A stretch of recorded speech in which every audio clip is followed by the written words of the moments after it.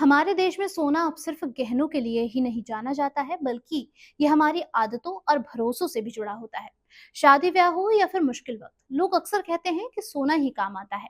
लेकिन अब ये सोना सिर्फ अलमारी में रखने वाली चीज नहीं रह गई है, बल्कि लोग इसे पैसे बढ़ाने के लिए भी एक जरिया मानने लगे हैं। जब बात निवेश की आती है, तो जरूरी होता है कि जिस चीज में आप पैसा लगा रहे हो, उसकी कीमत पारदर्शी और सभी के लिए एक समान हो। लेकिन गोल्ड और सिल्वर ईटीएफ में हाल ही में कुछ गड़बड़ी हो रही थी। मसलन, अगर आपने एक फंड से सोने में पैसा लगाया है और किसी और ने किसी दूसरे फंड से, तो दोनों को उसी दिन अलग अलग सोने की कीमत दिखाई दे रही थी। तो सोचिए कि चीज वही है, यानी कि जो जो चीज है, मटेरियल है, वो सोना ही है, फिर उसकी कीमत अलग अलग कैसे हो सकती है? तो कहानी यहीं से शुरू होती है। वहीं से, जब लाखों लोग गहनों के बजाय ईटीएफ के जरिए सोना खरीदना चाहते हैं। ईटीएफ यानी कि ऐसा माध्यम जिसमें आप फिजिकल गोल्ड खरीदे बिना ही उसके दाम के उतार चढ़ाव का फायदा उठा सकते हैं। अब तक गोल्ड और सिल्वर ईटीएफ की कीमत निकालने के लिए फंड हाउस लंदन के सोने की कीमत पकड़ फिर उसे रुपए में कन्वर्ट करते थे, टैक्स ड्यूटी जोड़ते थे और फिर ऊपर से प्रीमियम भी लगाते थे। समस्या ये थी कि हर फंड हाउस में ये सारा गणित अपने अपने तरीके से करता था, और इसी उलझन को देखते हुए सेबी ने कहा कि अब ये सिस्टम ठीक नहीं है और इसे बदलने की जरूरत है।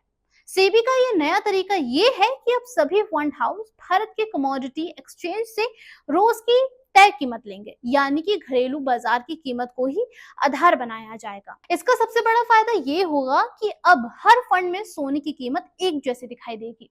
अब सब कुछ ट्रांसपेरेंट होगा और साथ ही ये कीमत अब लंदन नहीं, बल्कि भारत की ही होगी, जो आम निवेशकों के लिए ज्यादा करीब है।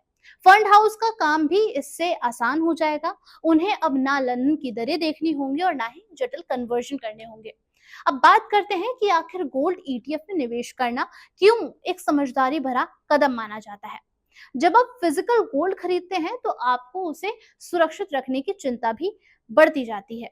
चोरी का डर बना रहता है, और अगर वो सोने के रूप में है, तो मेकिंग चार्जेस भी उस पर लगते हैं। लेकिन एटीएफ में ना लॉकर की जरूरत होती है और ना ही गहनों की लागत, और जब चाहे आप उसे बेच सकते हैं, वो भी बिना किसी जौहरी के पास जाए।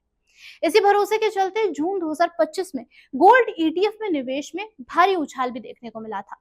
एएमएफआई के आंकड़ों के मुताबिक जून में 2080 करोड़ रुपए का निवेश हुआ था, जो मई के मुकाबले 7 गुना ज्यादा था। सेबी का ये नया कदम इसके भरोसे को और ज्यादा मजबूत करेगा। उन्होंने कहा है कि 6 अगस्त तक इस पर राय भेजी जा सकती है, और अगर सब कुछ ठीक रहा तो जल्द ही सभी फंड एक समान भी रेट दिखाएंगे, वो रेट जो भारत के बाजार में तय होंगे।